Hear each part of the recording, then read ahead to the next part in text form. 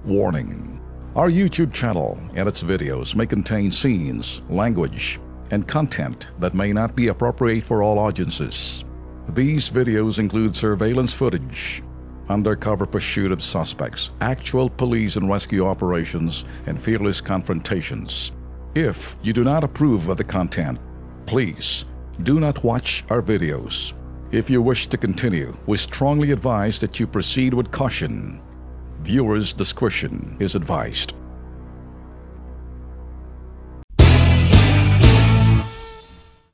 Sa mga Tulfo Brothers, ako ho yung barubal, ako ho yung astig, ako ho yung, kumbaga, bully killer. Pinaamo ho yung mga bully.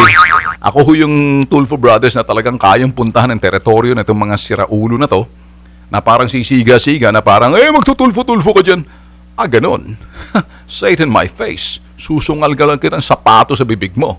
Pag hindi, sapatusin yung ulo mo. Kaya lang, papatayan kita ng kamera. Pagpatay ang kamera, malilintikan ka.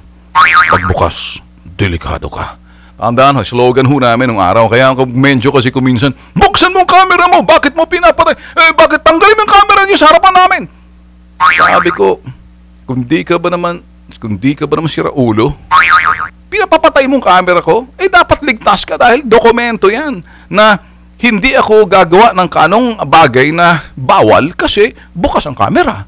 Kapag bukas ang camera, protektado ka. Pagpatay, malilintikan ka dahil may mangyayari na medyo nangati yung siko, di ba? Nakiliti ako, ganun. Tapos napapatuhod ako, di ba? Yun yung mga bagay na iniiwasan. Naku, Mariosep. Pagpatay ang camera, malilintikan ka o malilintikan kayo. Pagbukas ang camera ni Bitag, ligtas ka. How about that? Kaya marami nagsasabi, ba't may camera? Ba't may camera? Ano yung camera niyan? Ganoon. Protection mo yan eh. Lamang ka nga pagbukas ang camera mo eh. Camera ko eh. Protection mo eh. Pag pinatay ko yan, yari ka. Sa mas maganda sabihin, Boss Ben, buksan mong camera habang nagkukomprontasyon tayo. Magiging desente ako ngayon. Siyempre, kakausapin mo akong parang desente.